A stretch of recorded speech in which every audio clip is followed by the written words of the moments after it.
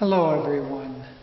This is a very important time of the year for all people at Ananda because we're celebrating Swami Kriyananda's meeting with Master.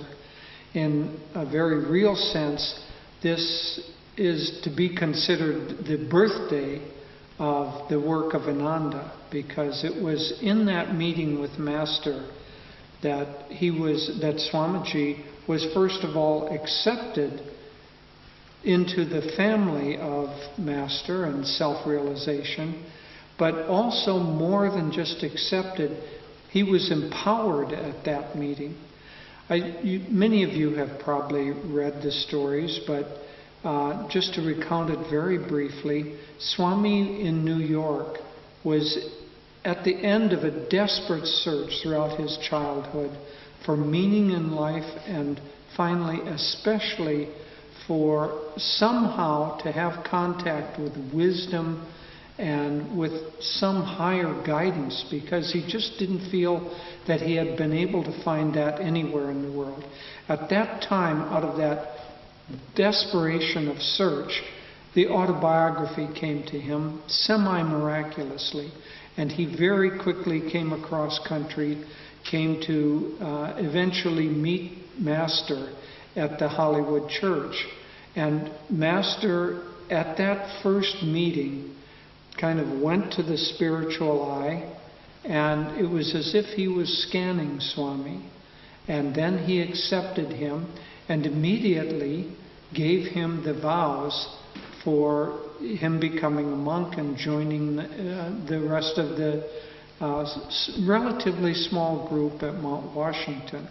But Master asked him two things before those vows. He said, "Will you give me your unconditional love?" And Swamiji said, "Yes, of course." And because he just felt that overwhelming love in any case. But Master also asked him, "Will you give me your unconditional obedience?" And Swami hesitated a little bit at that time. And he said, "What if I feel that you're giving me some advice that isn't correct?" And Master said, "I will never ask anything of you that God does not tell me to ask." And with that, Swami immediately, in any resistance that he might have had, immediately melted. And he said, "Yes, of course I will." Those two vows, in a sense, or those two questions, form the heart of not only Swamiji's search for God, but everyone's search for God.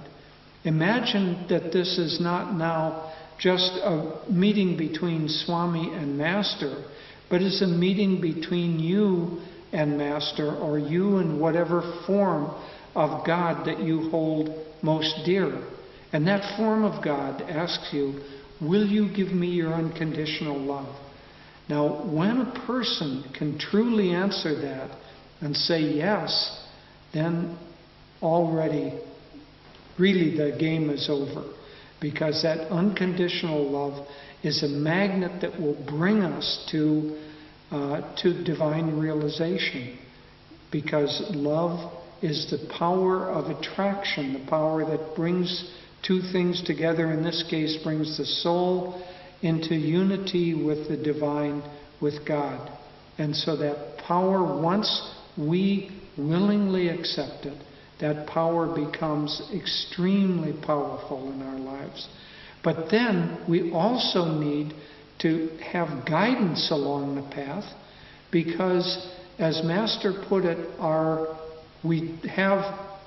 theoretically we have free will, but in reality that free will has already been given away to desires of this world, to old past habits and tendencies, the samskars that we bring from past lives, and so on. So we don't really have that free will under our control, and therefore we need guidance.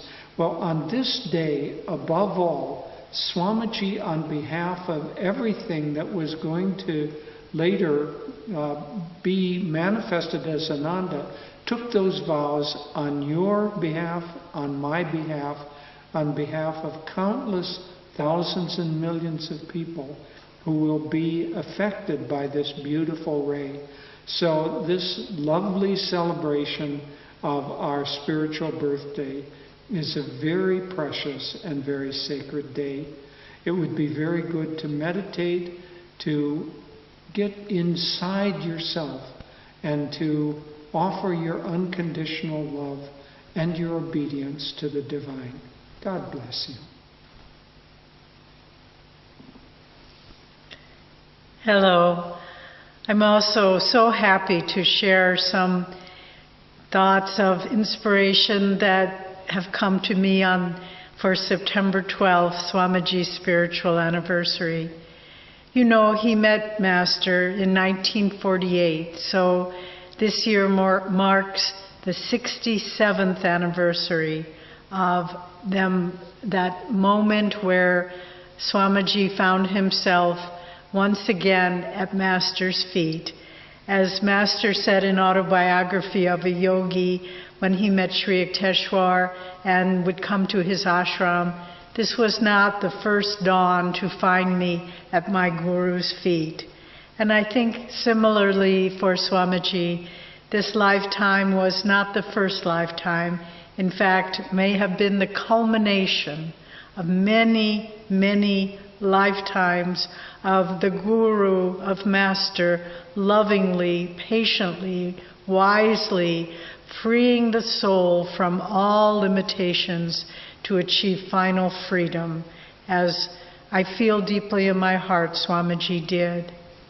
Towards the end of his life, Swami said to many of us, and as you know, his was a life of tremendous accomplishments. But he said, all I want to be remembered for is that I was a good disciple. So let us consider for a moment what were the hallmarks of Swamiji's discipleship, because in considering these, we can model our own life and our own discipleship, our own path to freedom. I think first and foremost was the complete surrender of his life to Master. From the moment he read Autobiography, knelt at Master's feet a few days later, received his blessings and his acceptance into Master's spiritual family as a disciple. From that moment, I believe every thought, every action that he had was always, always, how can I serve my Guru? How can I love him better? How can I please him? How can I be more in attunement with him? So that unceasing movement of the consciousness towards the Guru and making that the priority above all other things. Swamiji attained great recognition in this life through his books and his worldwide lectures. But the second hallmark of his discipleship was never to put himself in front of the Guru. He always, any accomplishment he had, it was always, my Guru did it. This is how my Guru taught me. This is how he trained me. So always that deep humility, the humility to know that it is the Guru acting through us at all times. There was also another aspect of Swami's discipleship was the great desire to share Master's teachings with others in whatever way we can. He did it through so many beautiful ways, music and poetry and writing and lecturing and just simply divine friendship to all the world. But for each of us, we also need to find the way that we can share Master's teachings. Maybe it's just a smile to a stranger. Maybe it's giving a book to a friend who you think this might help them. But whatever it is, to be constantly looking for ways that we can share Master's teachings with others. And whenever we see someone in need, Another hallmark of Swami's discipleship was his ever expansive attitude towards doing more and better when in every way, in his outward service and in his inner attunement. So never to accept complacency. I've done enough. In my early years at Ananda, I didn't understand this, and I would do a project and think that's good enough.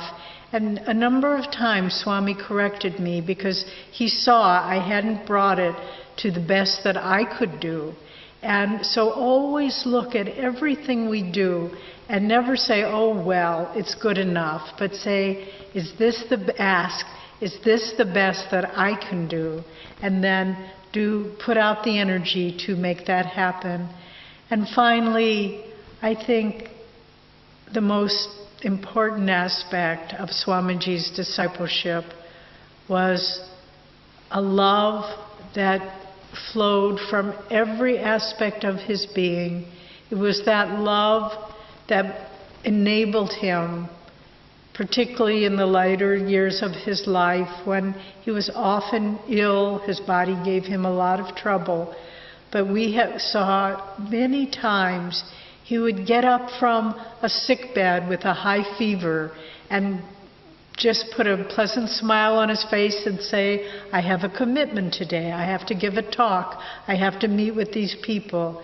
And where do you find the strength and the energy and the dedication to dedicate every day of your life in that way? It comes from the most profound love of the heart that forgets itself in serving that which one loves. And so for each of us, let us try to emulate Swami's discipleship. When he said, all I want is to be known as a good disciple, that's the greatest gift he gave to us, because he modeled what the truest level of discipleship is. And if we can walk just a part of the path that he walked, if we can achieve a fraction of what he was able to achieve spiritually, this will be a life very well lived. So let's try on this day and on the days surrounding September 12th, to meditate on Swamiji's discipleship and find how we ourselves can perfect our own lives until we too, when God ordains it is the right moment, we too can be freed completely in God. Joy to you. Joy to you, my friends, and happy spiritual birthday. God bless you.